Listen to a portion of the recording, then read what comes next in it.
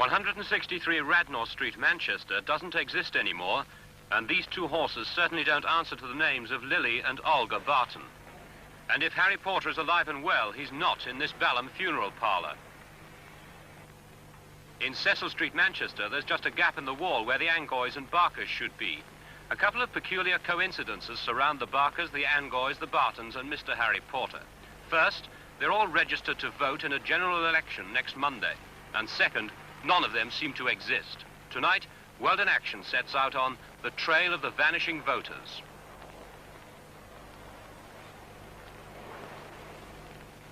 The Barkers, the Angoys, the Bartons, and Mr. Harry Porter are apparently fictitious characters in a bizarre exercise which could affect the outcome of the South American election. The former British colony of Guyana is perched on the shoulder of South America. Next Monday, it holds its first independent election, an election of international importance. The strong opposition is led by a Marxist, and if he won, America could have another Cuba on her doorstep. Right. Enemy! Right! Guyana has a bitter past. Nearly 200 people died in a violent struggle between the parties before independence. There are two main racial groups. Guyanese of African origin are concentrated in the towns and dominate the police, army, and civil service. Most of them will vote for the existing, largely Negro government. But the majority of Guyanese are of Indian origin. Their ancestors were shipped from India to labor in the sugar fields. They're likely to vote massively for the opposition and its Indian Marxist leader. To win, the government needs every vote it can lay its hands on, and it's taking no chances. 1,000 troops patrolled the plantations when Indian sugar workers went on strike last month. All the old bitterness between Indian and Negro, between left and right, still simmers. But we did find one floating voter in the cane fields. So who are you going to vote for in this election?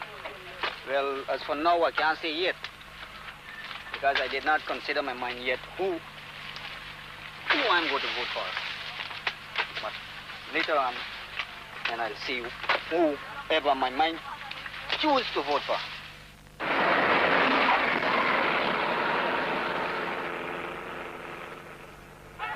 Forbes Burnham has been Prime Minister of Guyana since 1964. He leads the ruling People's National Congress Party. No, you can't vote PPP because you can't vote for terrorism that I talked about yesterday. You can't vote for UF because there's a little boy in a big bar race. And it's class march running in a class race. Therefore, you got to vote for the People's National Congress. Thank you, comrade. I really got to go now. I have to go left. Don't go now. Odo, I hope the price you sober. But I got to go up this year. But the receptions are less enthusiastic when the Prime Minister is not among his own people. Now, one last strike. Hip, hip, hip. All right, you're trying your best. And therefore, you will get the holiday tomorrow. Thank you very much. Marxist Chetty Jagan leads the People's Progressive Party. He was once premier, but agents of the American CIA secretly financed a general strike to bring him down. Comrades, this is no time for us to be divided. Guyana, unfortunately, has too many races and too many religions, which is a hunting ground for the sharks. But there are only two classes: the exploiters and the exploited, the capitalists and the workers. Big businessman Peter Dagar is leader of the third party, the right-wing United Force. 2 months ago, he broke his party's coalition with Burnham. Now, he campaigns among the Amerindians of the interior. This time, I would not join any coalition except on these terms, and these terms are that the land question be settled before, that the rights of the Amerindians to their lands be granted. And I think communism can be defeated fairly in Guyana, as it has been in the past. And I'm all for a fair, honest election, and we're not getting it, and it augurs very ill for the future. I think we had a bill called a Representation of the People's Bill, which had better been called a bill to rig the elections in favor of the ruling party. Georgetown, capital of Guyana. This is the center where the government compiled the disputed registers of voters. 300,000 people in Guyana have now been photographed, registered, and deemed eligible to vote by this office. And despite opposition protests, the office has also registered 67,000 voters outside Guyana for the first time. These overseas voters don't have to be photographed. They make up no less than 1/6 of the total electorate. The office staff are overwhelmingly drawn from the pro-government Negro bloc. We asked Chief Elections Officer Reg Butler why. It is a normal thing. It happened with the last government when they were preparing the registers. They have to see to that they put the persons in to look after their own interests. I mean, they wouldn't like to know that they put in anybody who would embarrass them in any way. But this is a normal thing, that they do appoint persons who they can trust and can carry out their functions. Lancelot Ferreira is Commissioner of Registration. His office approved the overseas list. Well, how many did you find about in London? About 38,000. And outside London? Well, the remaining 7,000. Weldon Action did its own arithmetic. Mr. Ferreira's final lists name 43,423 Guyanese voters in Britain. We checked British census and immigration statistics, but could not find many more than 20,000. There are certainly not 43,423 Guyanese voters. I asked to see a number registration cards of cases which looked odd to me in looking over the revised voters list for overseas. And in examining the cards that I asked for, it was very clear. There's no doubt that these were forged cards. Janet Jagan is the wife of the opposition leader Cheddi Jagan and secretary of his party. A William Hockley and a Florence Hockley living at one address, and then a William Hockley and a Florence Hockley at another address, all four having separate registration numbers and each entitled to a ballot. I found that all four, when you examine them together, bore similar signatures. So, in fact, the four were manufactured. Back in London, we checked both the Hockley addresses listed. Never heard of William Hockley or Florence Hockley. My family's lived here for 15 years. No. They don't live here? No. How long have you been living here? About a year and 6 months. About a year and 6 months? Uh-huh. Okay. What's her name? What's your name? Mrs. Backus. Mrs. Backus. I see. You're quite sure they don't live here? Do you know of anyone of that name living near here? No. They don't live next door? Intrigued by the inconsistencies in the overseas voting list, Weldon Action set out to test its accuracy. 24 researchers checked a random sample of 550 listed addresses of voters in London. The result was startling. No. How long have you lived here yourself? Over 25 years. No, we haven't got any Mr. Dalton here. Never. Never heard of him. How long have you been here? I live here 10 years now. Are you absolutely sure that the number of Guyanese living in Great Britain is correct? The figure you have given is correct? I feel the figure is correct. You're 100% sure about this? Well, I feel it's correct because there are quite a lot of Guyanese who are living here from a very long way back. No, Mr. John Collins has never lived here. I've lived here for 30 years. I've never heard of him. No, not as far as I know. Because we've lived here 9 years and nobody by that name has ever lived here. But you still are 100% sure that the figures on the foreign lists are correct? Yes. You have no doubt at all? I have no doubt at all. I see. I've got on my list Barbara Curtis, who gives this address as her address. I've never heard of a woman of that name. How long have you been here? About 15 years. Anyone live upstairs? No, nobody. James Battery? Bentley.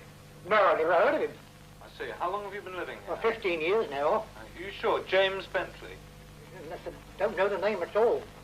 I see. I've got a fellow here from Ceylon. Do you think that any of your agents registered anyone at all without their actually producing a passport?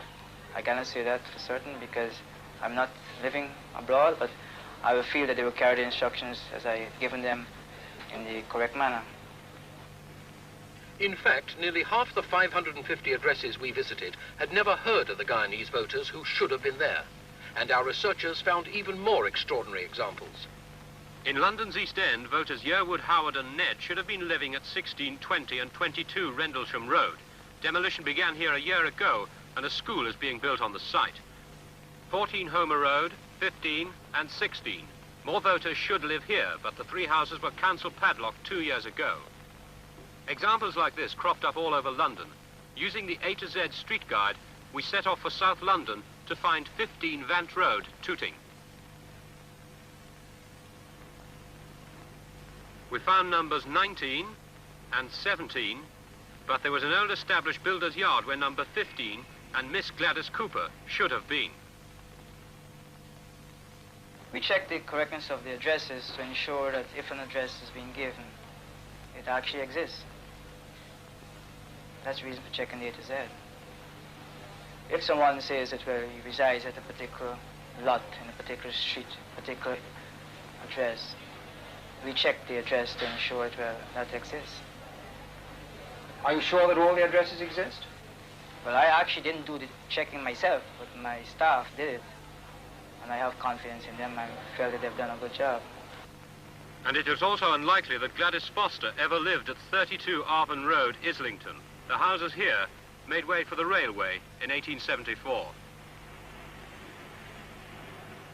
Do you feel there are absolutely no flaws? Where I'm concerned, there's none. There are no flaws at all. Because everything is done in accordance with the regulations, or in accordance with an act, or legislation, which was passed by the House of Assembly, with both sides present. And so long as it is passed, I'm just merely carrying out the functions or the requirements of that particular legislation, which was discussed by the government. The conclusions of our London survey were emphatic. Most of the overseas voters on the Guyanese electoral list were not at the addresses given. 75 of the houses were derelict or non-existent. In fact, of the 550 names we checked in London, little more than 100 were genuine Guyanese voters. For conclusive proof, we sent out researchers in Manchester. They soon found the proof we needed.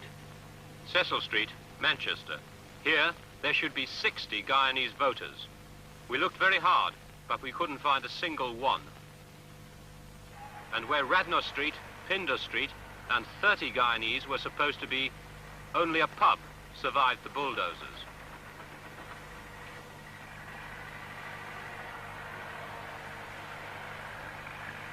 In Manchester, we checked 350 addresses, one house in every 6 listed.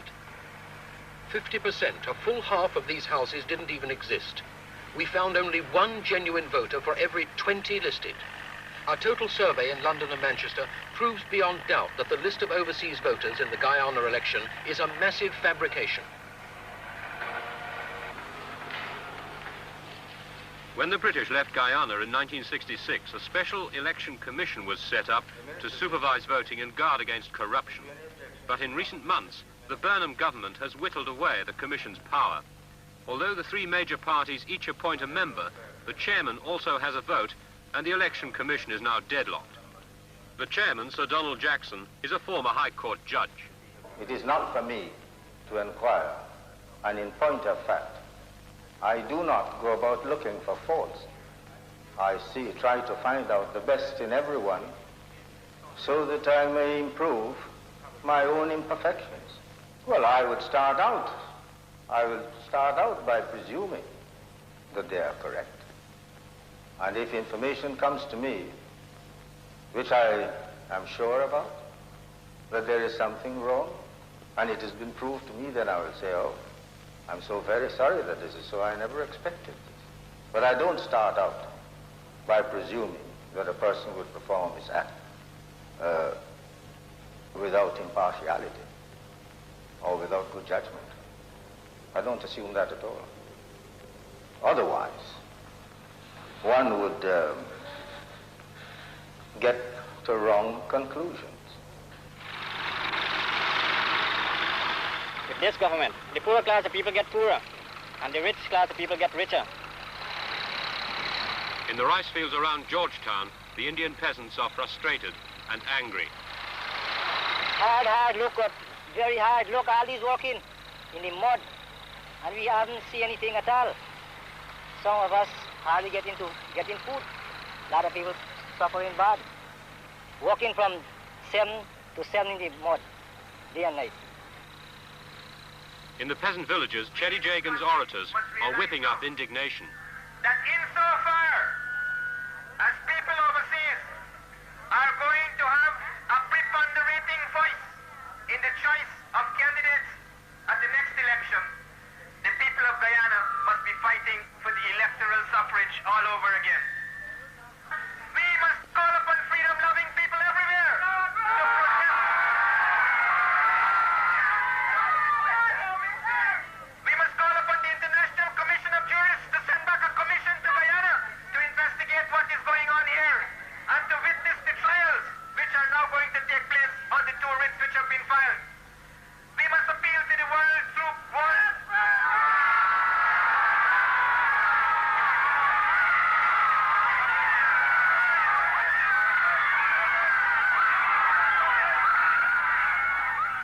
have no right to vote in this country. Well, we here in this country suffering.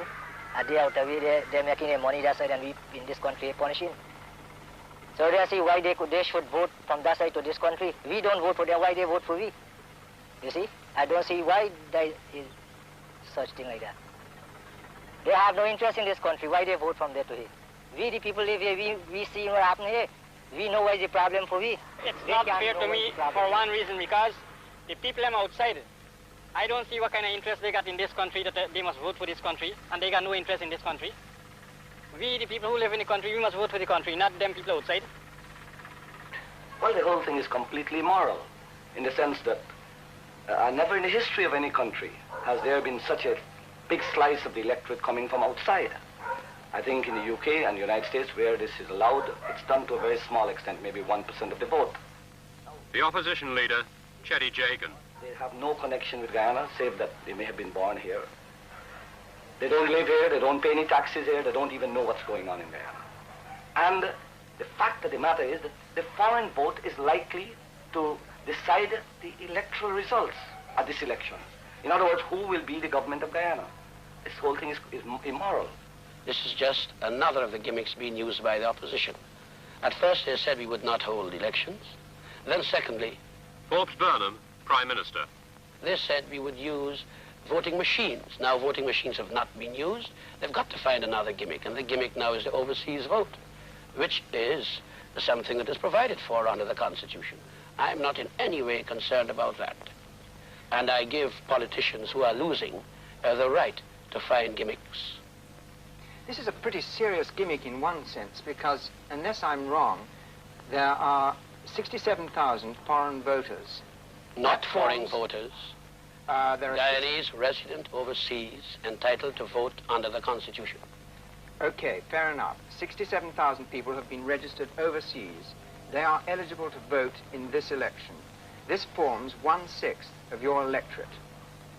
Now, is it fair that 1/6 of your possible total electorate should be living overseas? There's no question of fairness. In the last American elections, over 3 million people overseas voted. It's a question of your Constitution.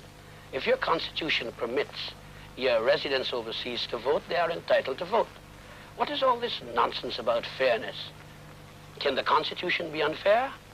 If the government cannot win a fair election at home, has to resort to fraud, overseas voting, for instance, another turn comes around, it cannot even win by that kind of fraud, and therefore it has to impose a military dictatorship. Elections aren't elections unless they're free. As a matter of fact, perhaps it's somewhat tautologous to speak of free elections. Many people have told me, though, that this election is completely rigged. Sure, they will say that. Did they say that we were going to use voting machines? Didn't they say that we weren't going to have elections? Oh, you must pull a rabbit out of the hat every time. Is this really just a rabbit? It is a rabbit so far as I am concerned. Burnham has the makings of another Hitler in Guyana. And under American backing, they have propped him, they have put him there, and they're going to prop him up there. And this is dangerous for Guyana. For the people of Guyana, not only the people, we see the same kind of thing, what it led to in Vietnam. What do you think of Dr. Jagan? A communist. More of a communist even than Tito, because while Tito objected to the Russian invasion of Czechoslovakia, as also did the Western communist parties, he justified it. Can you give me any idea of what you think about him personally? A very charming person, but a most incompetent administrator. Do you think he's fit to rule this country, to govern this country? The electorate didn't think so in '64, and I have good reason to believe they wouldn't think so in '68 either. British housewives were surprised by the thought of non-existent Guyanese at their address. But in Guyana, the opposition parties are afraid. They say the election is not properly safeguarded against manipulation and fear the missing voters might pop up in the ballot box next Monday. Mr. Joe Hughes is one of the Guyanese officials handling the election in Britain. Between April and July, he says he was solely responsible for registering the names of all Guyanese living in Wolverhampton. Mr. Hughes and officials for other areas were handpicked by the Guyana High Commission in London. Their job was to find all Guyanese in their areas and get positive proof of their right to vote. The man in charge was the High Commission's first secretary, Mr. Patrick Tierens, Chief Registration Officer for the whole of Britain. To find out just how well the operation was controlled, Our reporter cross-examined Mr. Hughes in detail about his work as an election officer in Wolverhampton and the results. I belong to Bonaparte, you know. Would you consider yourself a party activist? No, I can't be. You see, once I took the oath, you know, it might be bad for my party that I took an oath to do a job which I can't help the party, but I can't be an activist, you know. I can't be an activist while I was doing this registration business. How many did you enroll in Wolverhampton? 41 Guyanese. And this is the sum total of the Guyanese in Wolverhampton? Yes. As far as you know? Yes. The official list claims that there are, in fact, over 220 people who are eligible to vote in Wolverhampton. Oh, this isn't true. Well, I have the official list. Oh, this isn't true. There are 225 people on this list. This isn't true. This isn't true on Wolverhampton. This isn't true. I've counted them up personally. Yeah, so who gave you that list, you know? Well, this is an official list which is published. Given by? Given by the party to us. By a party? By a party. Well, I don't know this. But these are official lists which are used by all parties. It's an official government list. Yeah. I don't know this. You know, frankly, I'd like to know more of this. Who would give you this information, and I'd like to see it also, you know. But it is an official printed list which is available to anyone to see and inspect. And to see it more than 200 Guyanese in Wolverhampton? Well, I'll have to look at it, you know. I don't know, honestly, I don't know, so I'll have to look at this. If a party tells you that, a party might saying that. Now, you know, if an agent does that, he's liable to prosecution. You think I would be? You think I would do that, be liable for prosecution? And at the time when now I'm trying to finish bar exams to do that and finish my own career, I wouldn't be so daft. Last week, World in Action reporters invited the Guyana High Commissioner in London to explain the discrepancies in the lists of voters. The Commissioner is Sir Lionel Lucku, QC CBE. He's ballot officer for Britain. He was unable to appear. But back in Guyana, his Prime Minister, Forbes Burnham, had no qualms about the overseas vote. Going back to the foreign voters, would you agree with a figure of just over 43,000 foreign registrants in Great Britain? It is not for me to agree or disagree. It is a matter of what comes out in the register under the processes set up by law. And you are satisfied that these processes, which were set up by law, have been carried out. And are you satisfied that they were carried out accurately, efficiently, and that they are completely valid? So far as I am aware, yes. You are sure about this? So far as I am aware. You don't expect me to account for every single person all over the world, do you? Are you 100% satisfied that the electoral process, the setting up of the election, has been completely impartial? I am. Could you repeat that and amplify it? What have I got to amplify? As Prime Minister, I say that I am satisfied that the electoral process was impartial. 7 days ago, Mr. Burnham again reasserted that the lists of Guyanese voters in Britain were genuine. That is not true. Most of them are fakes. And the scale of the discrepancies indicates something more sinister than incompetence. Voting in Britain ends today, and later this week, Sir Lionel should fly home and cast the votes of Guyanese in Britain. We wonder whether our vanishing voters will reappear in the ballot boxes of Georgetown.